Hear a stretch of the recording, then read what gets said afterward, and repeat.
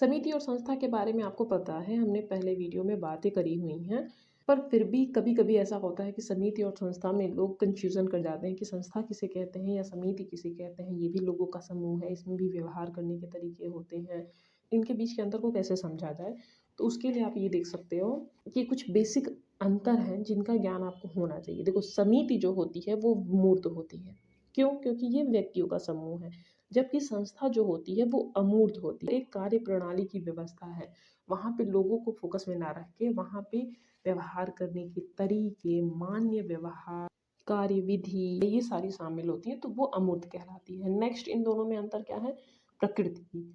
समिति की प्रकृति अस्थायी होती है, जबकि संस्था की प्रकृति समिति की अपेक्षा स्थायी मानी जाती है। हमने बात करी हुई है कि संस्था जो होती है वो परमानेंट बनाई जाती है, ताकि आने वाले समय में भी उस आवश्यकता की पूर्ति उन्हीं संस्थाओं द्वारा होती रहे। हाँ, टाइम के साथ उसमें थोड़ी चेंजेस हो जाते हैं, बट समिति का फोकस क्या होता है कि एक निश्चित उद्देश्य के लिए बनाई गई, उसके बाद वो उद्देश्य की पूर्ति हो गई, तो आप उस समिति की समाप्ति कर सकते हो। नेक्स्ट है, समिति का निश्चित ढांचा नहीं होता, संस्था का बल्कि निश्चित एक स्ट्रक्चर होता है।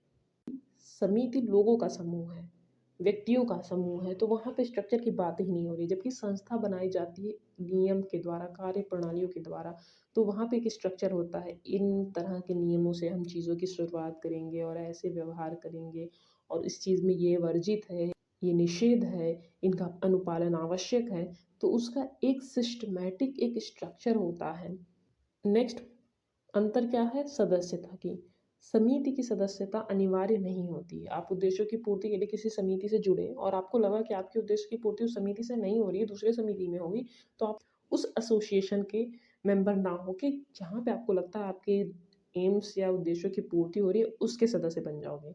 जबकि संस्था के साथ ऐसा नहीं है। संस्था की सदस्यता ऐच्छिक नहीं होती, क्योंकि वो एक नियम कार्य प्रणाली की व्यवस्था है, तो आपको उन्हें मानते-मानते आगे बढ़ना होता है, और ये पीढ़ी दर पीढ़ी चली आ रही है, तो संस्था में सदस्यता ऐच्छिक नहीं होती है। नेक्स्ट पॉइंट क्या है कि समिति जानबूझकर बनाई जाती है और इसका निर्माण उद्देश्यों की पूर्ति के लिए होता है। इसका निर्माण विशेष हितों को सामने रख कर किया जाता है, तो इसलिए जानबूझकर ये बनाई जाती है। जबकि संस्था क्रमिक रूप से विकसित होती है। संस्था जो होती है मानव स्वार्थ या हितों के लिए संगठित नहीं की जाती, बल्कि ये अपने आप क्रमिक रूप से धीरे-धीरे बढ़ती जाती है। कैसे? एक विचार, उसके बाद आदत, फिर जनरीति, प्रथा, लोकाचार से होते हुए क्रमिक रूप से संस्था विकसित होती है। चूँकि हम समितियों के सदस्य होते हैं, तो वहाँ पे हमें उसकी सदस्यता का बोध होता है।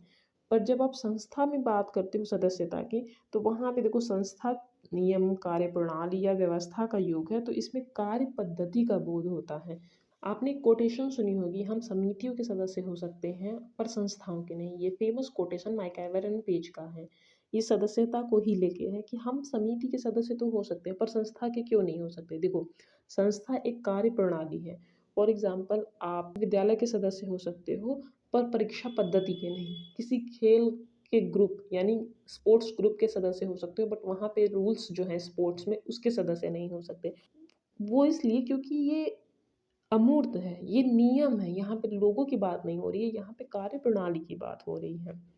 तो आई होप आपको समिति और संस्था में अंतर समझ में आया होगा। अगर आप इस टॉपिक को डिटेल में पढ़ना चाहते हैं तो इससे रिलेटेड वीडियो की लिंक आपको डिस्क्रिप्शन बॉक्स में मिल जाएगी, और पीडीएफ और चैनल से जुड़ी किसी भी नोटिफिकेशन के लिए आप हमारे टेलीग्राम चैनल एसजी सोशियोलॉजी से जुड़ सकते हैं। धन्यवाद।